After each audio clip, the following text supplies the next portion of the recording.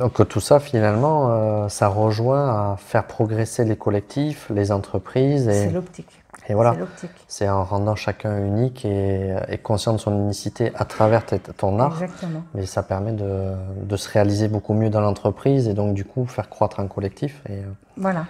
Donc, et donc l'entreprise elle-même. Et l'entreprise elle-même, voilà. Exactement. Chacun va être en mesure d'amener vraiment son authenticité. Et je pense que que ce soit en entreprise ou entre amis ou dans la vie en général, le plus important, c'est l'authenticité.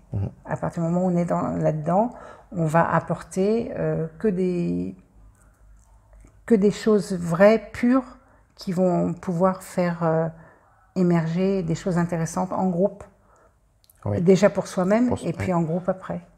C'est vraiment plus se cacher derrière quelque chose, se cacher derrière ce qu'on voudrait qu'on soit. C'est vraiment être pleinement qui l'on est pour pouvoir apporter ce que l'on peut par rapport à qui l'on est. Et si on prend notre histoire même contemporaine, dans l'ancienne Égypte, les arts étaient vénérés au titre de l'épanouissement de chacun. Et quelque part, on a perdu ça. Et à travers des artistes comme toi ou des consultantes aussi, parce que tu n'es pas qu'artiste, tu es aussi consultante, tu apportes un conseil dans l'entreprise. Et à travers tant d'autres, nos experts dont on a pu parler précédemment, on peut arriver à se reconnecter à cette dimension. Mais le conseil, il est impératif. Il est impératif justement pour se reconnecter, pour permettre à chacun d'aller se reconnecter. Donc, le conseil, effectivement, maintenant, c'est plus simplement je vais peindre quelque chose parce que ça me fait plaisir. Bien sûr, ça me fait toujours plaisir de peindre, surtout que je connais la finalité. Donc, c'est encore plus troublant pour moi de mettre en place. Mais c'est surtout amener une valeur humaine, en fait, pour moi. L'art, tout comme la musique, toutes les formes d'art permettent de révéler l'être humain. Et c'est vraiment au travers du conseil en entreprise, comme au travers du conseil pour le particulier, c'est vraiment se révéler pour être avec un grand E. Et si chacun est là-dedans, on est tous vraiment heureux, quoi. Alors je sais que ça fait un peu bisounours ce que je dis, mais c'est vraiment ce que je ressens profondément. Et on le voit, hein, toutes les entreprises qui commencent à mettre un petit peu d'art dans leur, ne serait-ce que leur environnement, ça a des effets notables. Oui, oui. Donc, beaucoup d'entreprises ont déjà commencé par mettre de la couleur sur leurs murs. Avant, c'était beaucoup des gris, des blancs. Voilà. Maintenant, on commence à intégrer la couleur. Même dans les hôpitaux, ils commencent à intégrer les couleurs. C'est impératif.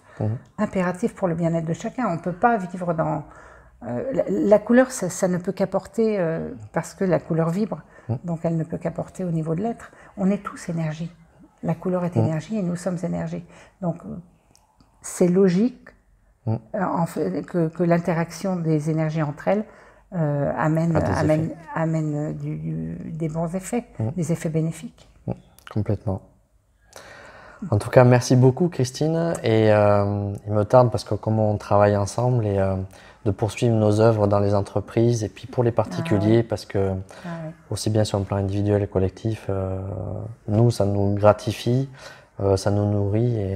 Et surtout avec ce qui se passe en ce moment. Ah oui. Toutes ces difficultés, ces gens qui perdent un peu pied, ces entreprises qui ne savent plus quoi faire.